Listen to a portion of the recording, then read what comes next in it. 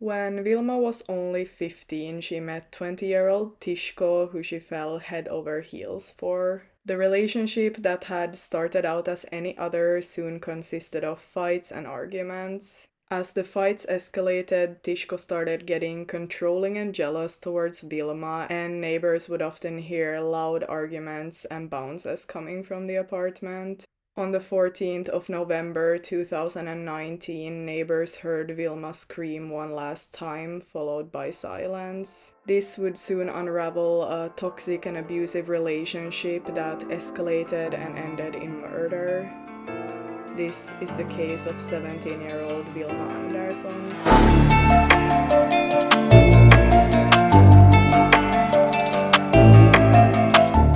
So hello everyone and welcome to my channel. My name is Elin and on this channel I cover true crime cases that have occurred in the Nordic countries. And yes, I know I have already decorated for Halloween in the background. I know it's a bit early, but I love it, so that's okay.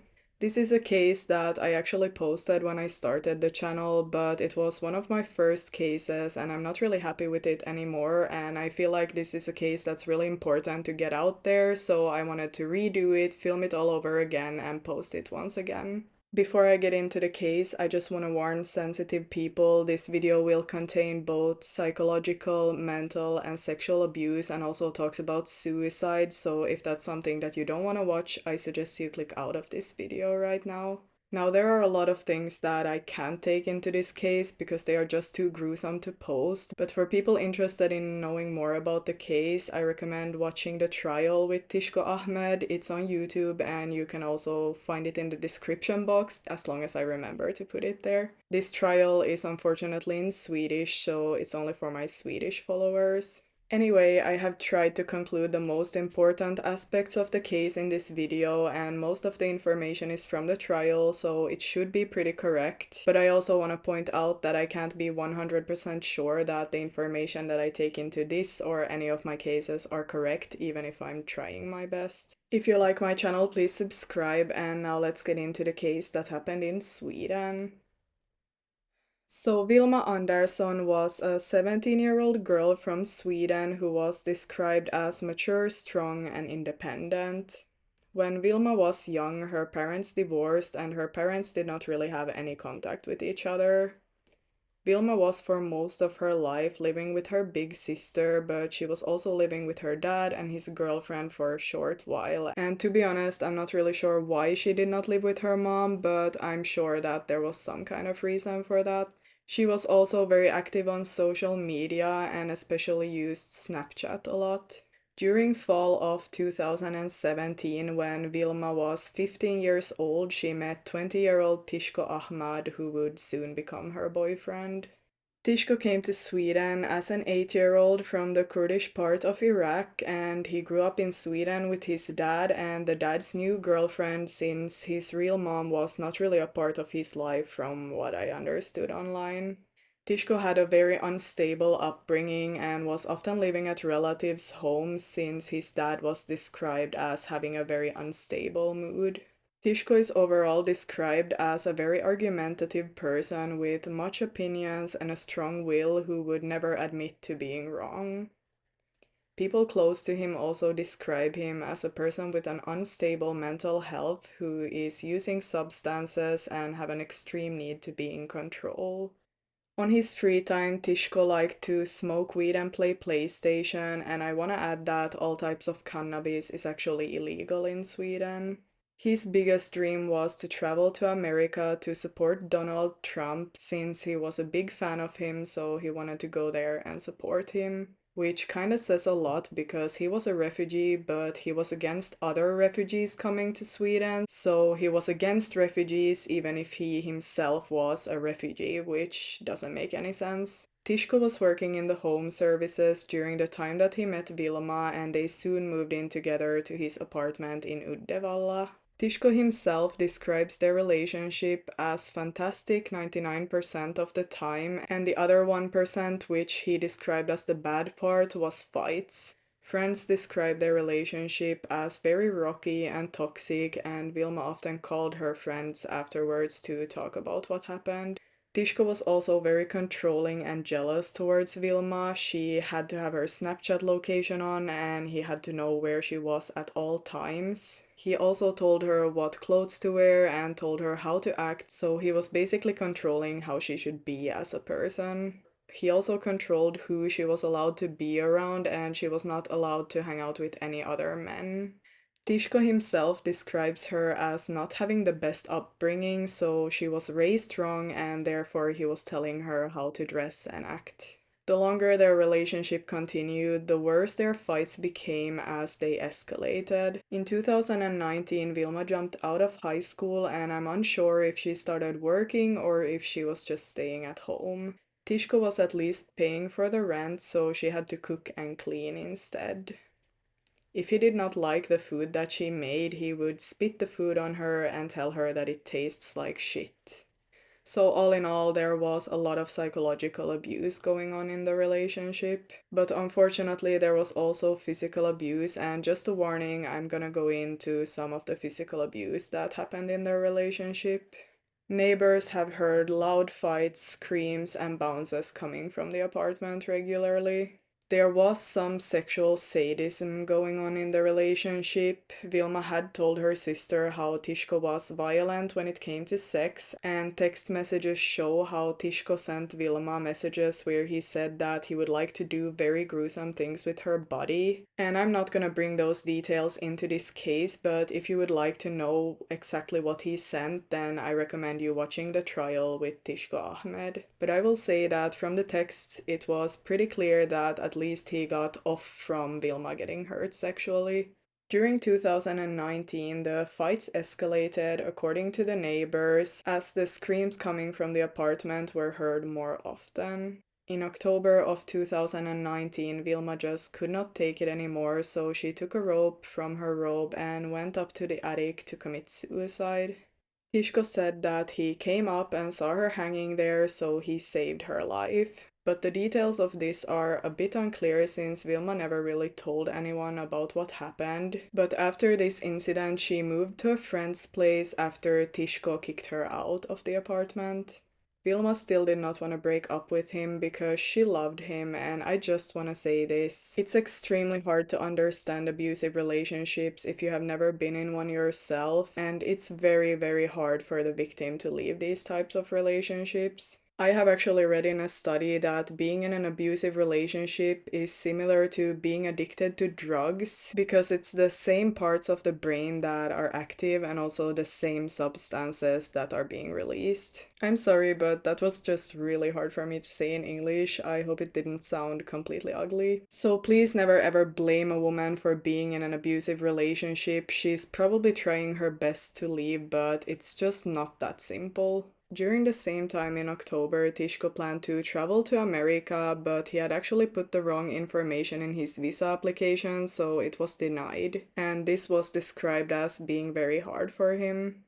Vilma ended up moving back into his apartment, and things were pretty good for a while, but after a couple of weeks, Vilma started thinking about leaving him. Text messages to a friend revealed that Vilma had decided to break up with Tishko, and this was different from before since it was always Tishko breaking up with her after their arguments. And people who know much about abusive relationships know that this is the most dangerous time when the woman is trying to leave the relationship. So on the 14th of November, Wilma was gonna go to a friend's place to talk about breaking up with Tishko and then after that sleep at that friend's place. On the 14th of November, so the same day, Wilma called her mom around 5 and the call was normal and not really anything out of the ordinary, according to Wilma's mom. About an hour later, Tishko's neighbors heard bounces, loud arguments, and fights coming from the apartment. One neighbor has described hearing a very, very loud scream that was constant for 5 to 10 minutes, that he described as heartbreaking, and after that it was completely silent. The neighbor unfortunately did not call the police to report this as he just thought that the fight was over. That Thursday, Vilma never showed up to her friend's place, and the last thing that anyone ever heard from her was a loud, heartbreaking scream. At 1837, that same day, Tishko left his apartment and went to a small kiosk and used Wilma's bank card to pay for his stuff. He also went to the train station and bought a ticket to another city in Sweden, also using Wilma's bank card. Around 9 in the evening, Tishko was walking along a highway without a jacket, and it's usually very cold in Sweden during this time, so this was a bit strange. People actually started calling in to the police saying that there was some crazy person walking beside the road, and according to the people calling in, this person did not look normal. So the police, of course, went to check what was going on, and when they asked him what he was doing, he said that he was in a fight and wanted to go visit a relative.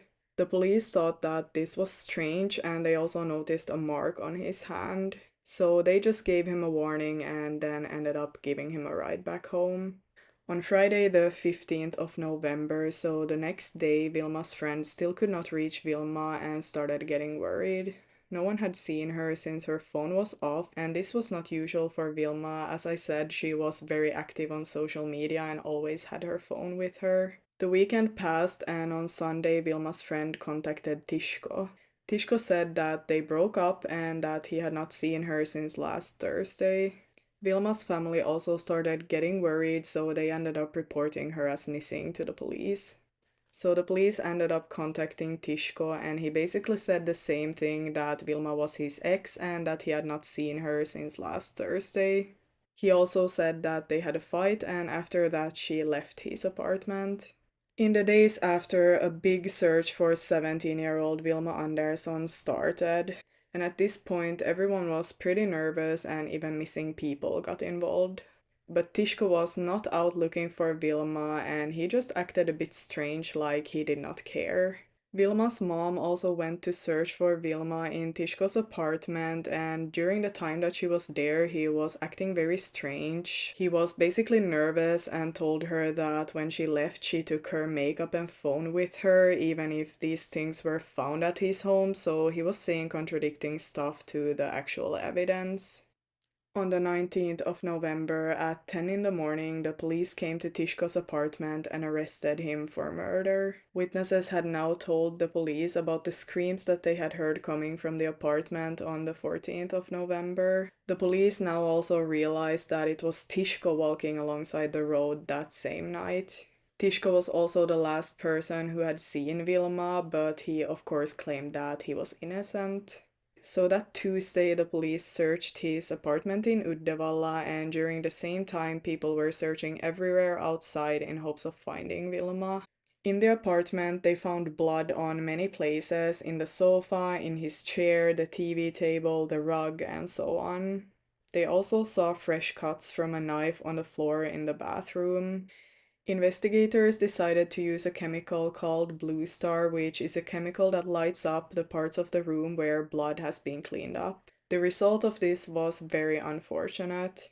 There had been a lot of blood in the apartment, in the sink, all over the floor, and on the bed, and it was pretty clear that someone had tried to clean up all of the blood. They also found Tishko's footmark in the blood, and this had happened while the blood was still fresh, putting him at the scene when all of this had happened. The police were slowly starting to understand what had actually happened in the apartment that night.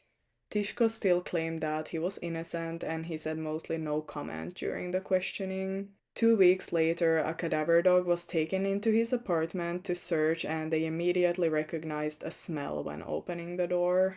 They knew that this was the smell of a rotting body, and since the smell came mostly from the bedroom, they knew that there had to be something in the closets there. The cadaver dog marked that there had been a dead body in the bed, and it also marked outside of the closet in the same bedroom. So they decided to open up the closet, and this next part is going to be very graphic. Inside of the closet, they found a small traveling bag, so they carefully opened it since it was clearly that one smelling, and in it they found an object that was covered in plastic folio, and the object in the bag was unfortunately Vilma's head. Tishko's fingerprint and DNA was all over the folio, so it was pretty clear who had put it in there. Now it was also clear that Wilma had lost her life in Tishko's apartment and that he had dismembered her body afterwards. At this point, Tishko was starting to have some mental problems and actually tried to take his own life in jail. Tishko described the day of Vilma's murder as any other. He came home to play his PlayStation and then suddenly they got into an argument after Vilma accused him of cheating. After that, they showered together and then got into another argument. He just put on his headphones and kept on playing PlayStation and described seeing Vilma walking through the hallway and out the door. But how the last hours of Vilma's life truly was, only Tishko knows. The rest of Vilma's body has unfortunately never been found, and Vilma's family is still to this day looking for it. On the 27th of July 2020, Tishko Ahmed was sentenced to life in prison for the murder of Wilma Andersson, which in Sweden means that there is no time limit and the prisoner does not really know when he will get out, but minimum 18 years. The reasoning behind the sentence, according to the district court in Uddevalla, was that the murder had been long, contained much violence, and caused death, anxiety, and suffering for the victim. Since Tishko is a Swedish citizen, he was not deported to Iraq after the sentencing. Tishko ended up appealing this sentence and he actually got 18 years imprisonment instead, which is the longest sentence in Sweden after life in prison, so his sentence was lowered. He also has to pay Vilma's family 230,000 Swedish crowns, which is around $20,000. Tishko still to this day denies murdering Vilma, even after her head was found in his closet and all the evidence against him. A psychological evaluation was made, and it was proven that Tishko was not severely mentally ill during the time of the murder, but the psychological evaluation of Tishko Ahmed shows that he has narcissistic traits. Tishko shows a grandiose sense of self and a lack of empathy. He was very cold when he was discussing the actions that he was accused of, and it seemed like he just did not care at all. Tishko was described as being very nice to staff in jail, but sometimes had an attitude, and he cared a lot about his looks and hygiene as well as having his room cleaned. He also showed a lack of insight into his own psychological functioning, and he got a diagnosis, and this was unspecific personality syndrome with narcissistic traits and a misuse of cannabis. And he himself, of course, does not accept this evaluation. But that's all that I have for this case, and I know that this is a very heavy case. It's a case of a young teenage girl who falls in love with a narcissistic, controlling, and abusive man who later ends up murdering her in the most disgusting way. And honestly, the fact that he's still denying it to this day just makes the case even worse. I truly hope that Vilma's friends and family can one day find peace. I know that no sentence is good enough for this type of person, but at least I hope that they have some kind of peace knowing that he's in prison for what he did to Vilma. I do, however, think that they will never find peace before finding the rest of her body so that they can lay her to rest, but unfortunately, I think that they might never do that. And he also knows this, and he knows how much it hurts them that they don't have her body, but he just doesn't care. Anyway, I hope that you have a great rest of your evening. Thank you so much for watching, and I hope that I will see you in my next case. Goodbye, everyone.